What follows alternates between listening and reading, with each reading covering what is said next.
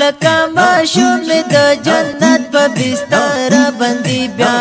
موري او د کړه په خپل ښکلي زنګان باندې بیا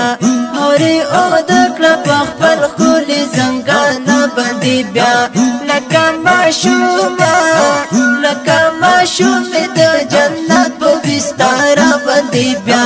موري او د کړه په خپل ښکلي زنګان باندې بیا دغه حالت راوړولې نقرار زړه مې دغه حالت راوړولې نقرار زړه مې